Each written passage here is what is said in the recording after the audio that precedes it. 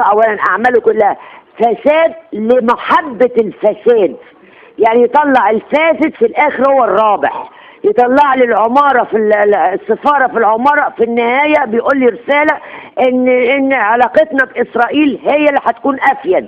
بعد فترة طويلة من الغياب عن الأضواء والتمثيل، خرجت الفنانة نجلاء فتحي وهاجمت الزعيم عادل إمام بسبب أفلامه، وصرحت إنها محبتش يجمعهم بعض الأعمال لدرجة اعتذارها عن فيلم عصابة حمادة وتوتو واللي قدمته من بعدها الفنانة لبلبة.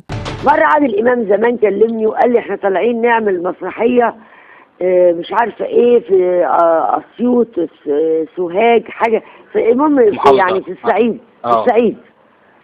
في الصعيد، واحنا عاملينها مخصوص عشان مانعين المسرحيات ومانعين عشان نرد على الجامعات الإسلامية. عشان هو كان أيامها بيحارب الجامعات الإسلامية. وهو ما زال برضه بيحارب الجامعات الإسلامية. فقلت له والله يا عادل انا هقول لك على حاجه، انا بنتي عندها 2 ومحتاجالي. بس فافتكرت الكلمه دي، افتكرت مع نفسي كده، ما قعدت قلت له انا بنتي عندها 2 ومحتاجالي. طب وايه حضرتك برضه في موقفه في الثوره؟ يعني برضه هو كان محسوب برضه على النظام خلال الفتره اللي فاتت بحكم علاقته. والله انا هقول لك على حاجه، هو موقف طبعا تعيس، موقف عادل امام من الثوره تعيس. عادل امام اللي عمله الشعب، اللي عمله الجماهير، ما عملوش مبارك ولا انور السادات ولا حسني مبارك ولا جمال عبد الناصر ولا حد خالص، اللي عمله الشعب. ده حقيقه. فكان لازم يبقى مع الشعب، مش لازم يبقى مع جمال مبارك.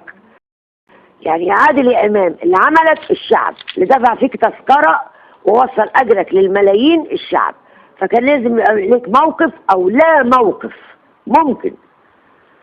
ممكن يبقى مالكش موقف، ما مش عايز اقول حاجه، ساكت.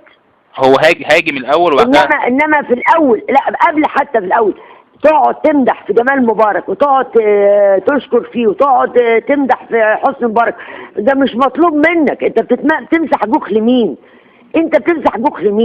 انت اصلا نجم محبوب كبير، انت لا، ده هم اللي يمسحوا جوخ بيك، مش انت تمسح جوخ بيهم. وبعدين لما تحصل الثوره يعني يكون لك راي واضح، الشعب اللي عملك ده تقول لهم انا معاكم بقلبي، يا اما تسكت تقفل الباب عليك وتسكت. ده حقيقي. انما ما اعرفش، ده رايي والله. لكن هو بيرجع بيطلع يقول ان اعمالي كلها كانت بتكشف في الفساد في المجتمع. ده كلام اونطه. اولا اعماله كلها فساد لمحبه الفساد، يعني يطلع الفاسد في الاخر هو الرابح، يطلع لي العماره في السفاره في العماره في النهايه بيقول لي رساله ان علاقتنا باسرائيل هي اللي هتكون افيد، يعمل لي لا، ما انا كفنانه عارفه اللف والدوران ده.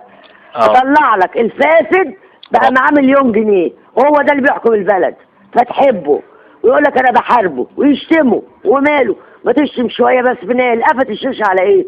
قفت الشاشه على ان الراجل ده استولى على البلد. تيجي تعمل لي السفاره في العماره، بيعمل لي مشهد طويل عريض مع رجل اعمال يقول لك ما تاخد وش التورته، ما تاخد مش عارفه ايه، ما كلهم هياخدوا، ما تاخد انت كمان، وانتوا هتقعدوا تقولوا لا ليه؟ وماله ما يسكنوا في عمارتك؟